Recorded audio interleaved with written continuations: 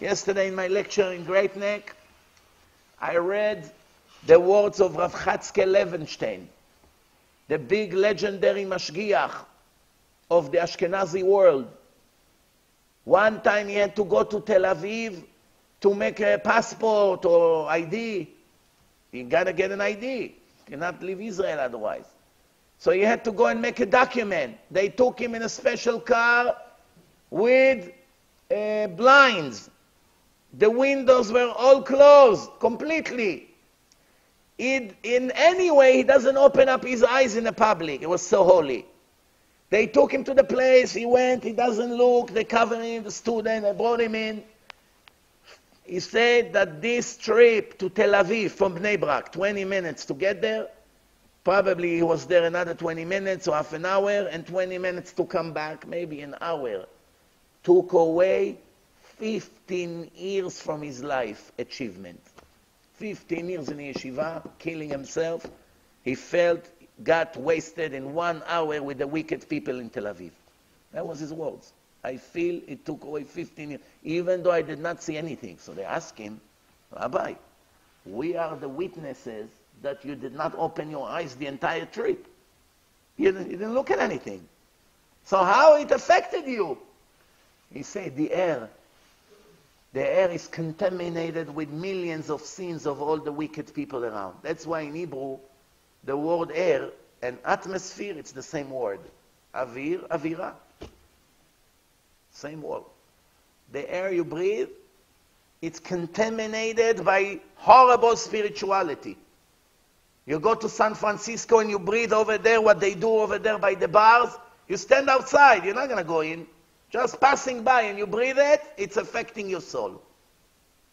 You go to all these places, Venice Beach, the Village in Manhattan, Kings Highway in Brooklyn, all these places that all the wickedness comes out in the public, the way people dress, the way they talk, the things they sell in the stores, and all the things that happens there at night. It's affecting your soul. That's why I know some tzaddikim, they don't ever leave Yerushalayim no matter what. His brother will get married, he doesn't leave Yerushalayim. I don't go anywhere.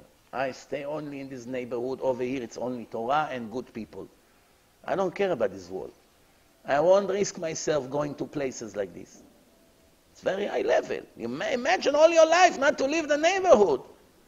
Your brother is marrying his son. Go, say Mazal Tov and come back. Forgive me, you know me, I don't go anywhere. No problem. Stay over there. Some people don't leave the kotel. They live right there. They don't leave the area. All their life. They come to the kotel, go up to the house, mikveh over there, shul, nets, all day sitting over there learning. They don't leave the kotel. They don't come out of the kotel HaMa'aravi. The Gemara says, "Le'olam en hashchina zaza me'akotel." The Shechina of Hashem never leaves the kotel. That's the souvenir of the temple. The Shechina does not leave that place. The only thing we should be concerned with is the bill we're going to have to pay. The day we have to meet the King of Kings, the one who said, and everything was created. Gemara Masechet Avodah Zarah, page 10, says, a person by the name of Elazar ben Durdia, who committed every sin known to man. There wasn't a woman that he wasn't with. Went with all types of prostitutes. Shem Erachem, he had money, and he had a big Yetzirah. One day, a high-priced prostitute that he had to travel for tells him something that he's never heard before. Tells him, somebody like you can never do tshuva. She's not exactly tzadikah. But when the Rasha tells you you're a Rasha, you have a problem. I know somebody that one time he got arrested. He tells me, it was the first time I got arrested. I didn't think it was such a big deal. Got arrested, big deal. Until the criminal that was also in a cell with me told me, what are you doing here? We're all criminals. What are you here for? And I realized I'm not a criminal. I just got into a fight or something. whatever he did. He's like, that's when I realized there was something wrong with the picture. That's when I realized I don't belong here. When the prostitute is telling you you can't do tshuva, you have a serious problem, my friend. So Elazar ben Durdia took it to heart and ran to the mountains and started begging at the sky and asking the moon and the sun to pray for him. And they said, we're sorry. We have to pray for ourselves. So he screams to the sky, pray for me. Sorry, we have to pray for ourselves. Screams to the mountains, pray for me. We're sorry. First we have to pray for ourselves. So Chazal, the Bet Levi, asks a question. It's a very good question. What do they have to pray for? What sin do the mountains need to pray for? Okay, fine. The sun is an angel. It honors Hashem every day.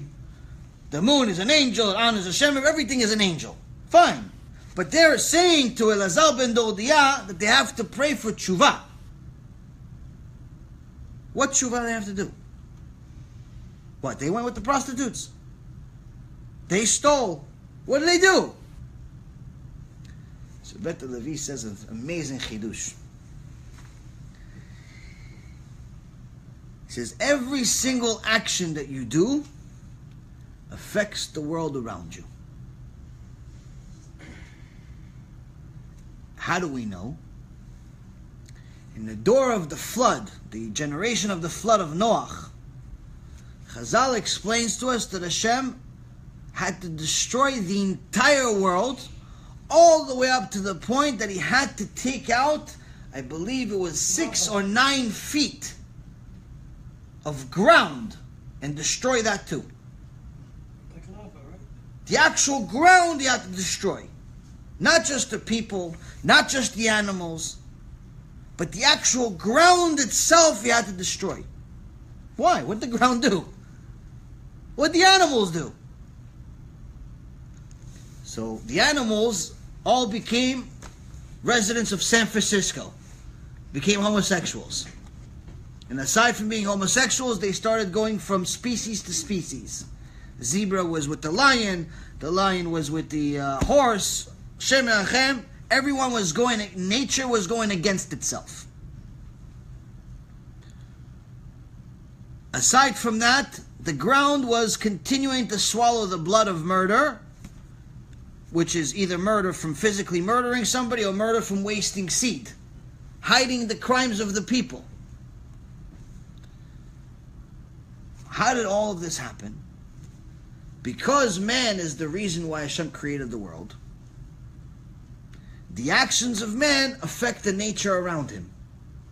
Because man was so evil, the world around him became evil. The animals became evil, the trees became evil, the ground became evil, everything became evil. So Hashem had to destroy all of it.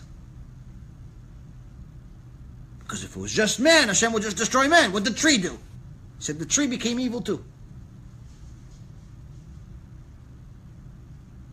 So when Elazar ben Durdia came to the mountain, he said, pray for me. He says, what pray for? All the sins you made, I have to do tshuva now. Look what you did to me. I have to do tshuva because of your sin. And he's not joking. He's not exaggerating. You wasted seed, I have to do tshuva. You know how many times people suffer without even knowing why, but in reality it's because of somebody else's sin?